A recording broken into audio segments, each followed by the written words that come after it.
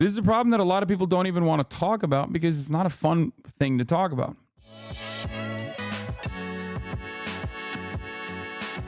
Biden's at the NAACP convention, and it broke into applause after Joe Biden announces he's going to cap raises of rent to $55. The idea that corporate-owned housing is able to raise your rent $300-400 a month or something, under what I'm about to announce, they can't raise it more than $55.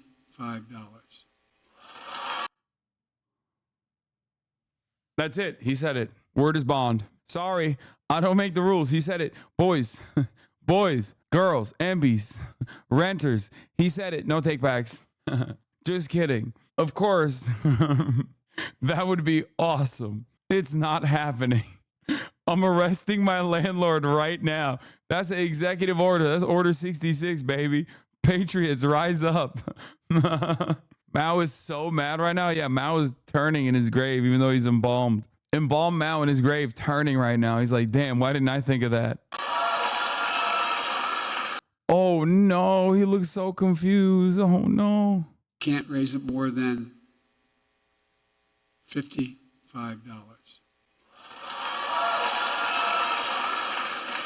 Oh, no. Of course they're cheering, bro. They're like, sick. $55. That's sick. Biden has not just been having difficulty with extemporaneous speaking. He's also been struggling to read speeches off a teleprompter. Here, he mistook the text promising a 5% cap on rent increases for a cap on rent increases larger than $55. Isn't 5% still pretty decent? Oh, no. I've been a big-time advocate for that, for the record. It is necessary. Now, having said that, we go back to the same issue with Biden. What is it at right now? There is no rent control right now. That's not a thing. At the federal level, absolutely not. Chatters be like, oh, New York City, rent control is 3%. Oh, really? That's really cool. When's the last time you saw a rent controlled unit in New York City? There's 80,000 warehouse units that are rent control right now in New York City as we speak. Why do you think that is? They're just sitting on it. They're sitting on empty property, refusing to rent it out, waiting so they can clear it out, so they can rebuild the structure, so they can not be limited by rent control restrictions. You're crazy. Yep, in a city of 22 million. I mean, 80,000 units is not something to cast aside like it's nothing. 80,000 warehouse units specifically because of rent control. My apartment in New York City is rent controlled and I'm living here forever now. Yeah, 0.0004%. First of all, I don't think New York City is 22 million people. Okay, my bad on the 22 million.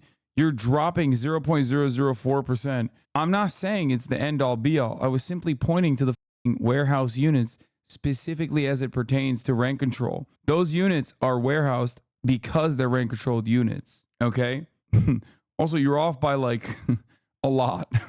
What do you think about landlords simply not renewing a lease so they can charge a new tenant more? I mean, there's so many different ways that people try to avoid these restrictions. And the solution to that is just simply punitive measures. People always talk about like, oh, well, you don't understand. You know, landlords will do this, landlords will do that. Okay, punish them. You know what I mean? It's always the same principle. It's like, oh, we can't raise taxes on the wealthy. They'll take their assets away. Okay, then they're mine. The assets now belong to the American people. They belong to the American government. If they take their assets away and they move their company overseas, okay, well, you can't enter the American marketplace now. What's up? Have fun. We have all the smoke for Chinese EVs because they're going to outcompete our domestic electric vehicles, but we can't do that same to like American tax-paying corporations that don't want to pay taxes in America. The f is that about? It's completely beyond the pale. Like people just don't even consider that. That's not even up for consideration. Oh, you're going to do something against the wealthy? Get the f out of here. Rent control is not the end all be all. It's just one of many different facets where you can make it impossible to be a landlord. That is the ultimate goal. The ultimate goal is supposed to always be the decommodification of housing because housing is not for profit. Housing is shelter. Rent control is simply a start. Additional taxes on multiple property owners is another good way to go about it. The entire point of this, it is to disincentivize people from maintaining ownership over properties because in the United States of America, homeownership has always been associated with upwards social mobility. It's a way to retain wealth. It's a way to generate additional wealth. You can take liens on your property. You can take mortgages off of it. And that has been quite fortuitous for many. Okay, historically speaking, that's the American dream. You buy a house. And then that house becomes your nest egg. That house becomes your retirement. That house is something that hopefully, if you don't die, because nobody dies anymore, holy shit, people live to like 800 years old, is what you're supposed to give to your children. Except you don't do that because nobody dies, like I said. But anyway, old people have all of the wealth in this country and it's pissing me off. But that is besides the point. Again, I'm going to dial it back. I'm going to lock in and I'm going to talk about housing in this stupid country. Okay? That is the reason why a lot of people have been able to take advantage of the many different tax incentives and also deregulation surrounding the maintenance of housing, the maintenance of houses in general, and landlording. We have so many people that own multiple properties. Not only that, but also we have so many people that also own their own homes and treat it as an investment vehicle. Okay? As an investment vehicle. That's a massive problem. This is a problem that a lot of people don't even want to talk about because it's not a fun thing to talk about. California, 44% of homeowners in California own their own homes, right? Like you have independent homeowners, 44%. That means there's a gigantic chunk of homes in gigantic number of Californians, 60%, 60 plus percent, that are actually renting. Having said that, however, that 44% votes. So obviously, doing anything that would lower housing prices in this country would actually hurt them, would hurt their pockets immediately. That's a big chunk of voters that you'd be pissing the fuck off. So there's no easy way out of this problem. The reason why I said 60 plus percent is because I don't know the exact percentages. I don't know if it's 44% in California or independent homeowners or if it's, 45 or 47. I don't know the exact percentage off the top of my mind. Now, that's a big deal because those people, those millions of people, those tens of millions of people that live in the state of California, for example, rely on that home ownership as an investment vehicle, as a future for their children, as a way to have an asset that they can take debt off against. And any kind of housing initiative is going to end up hurting those people's wallets, or at least the way that they analyze the situation. This is the real hurdle to clear in terms of fixing housing in this country.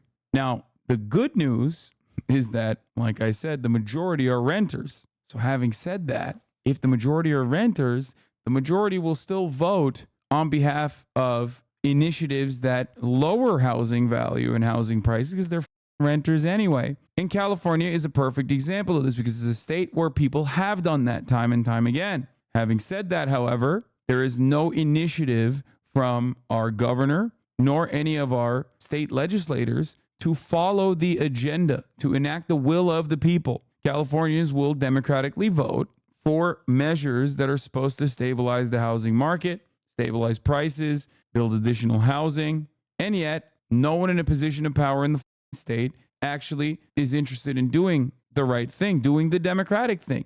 And that is because they're completely captured by those very same homeowners and, more importantly, lobbyists. Okay? Now, there are immediate things you can do. Banning short-term rentals is one good example. Just abolish Airbnb, destroy it. Okay? Pick it and just cast it aside.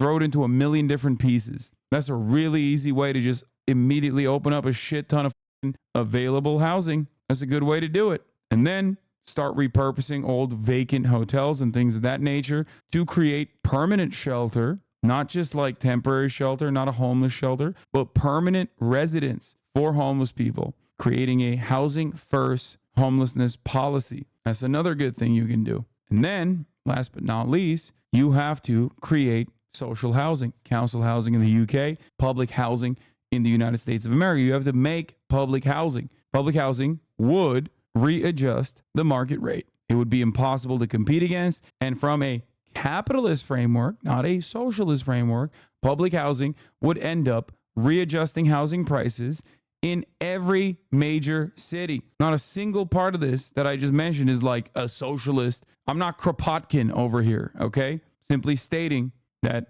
housing, at the end of the day, it has to be decommodified. But if you can't do that, you can at the very least deflate the housing market by creating cheap, affordable, and sometimes free public housing. Isn't it freeing and refreshing for you to be able to just be open and honest about your biases and interests? It seems like it would be no guilt needed. I mean, yeah, but the problem is people think I'm lying. They're like, come on, you're a rich guy. There's no way you believe this. So I don't know what to say. Why not normalize living in parents' house? It's a funny thing to tell me. My parents live with me, big dog. What are we talking about here? Once decommodified, who would fund the construction of new housing? Once decommodified, who would fund the construction of new roads? Once decommodified, who would fund the construction of new bridges? Once decommodified, who would fund the construction of housing in any of the countries where there's like a decent amount of public housing? How does that work? I don't understand. Improving illegal immigration would help too, right? Less people, more space. Yeah, no, totally. If there's something that America is lacking, it's space. Famously, America is a nation built on immigration is one thing. But the real truth of it is that the more developed a society becomes, the older they become. Do these people think Mississippi has conquered homelessness because no one wants to move there?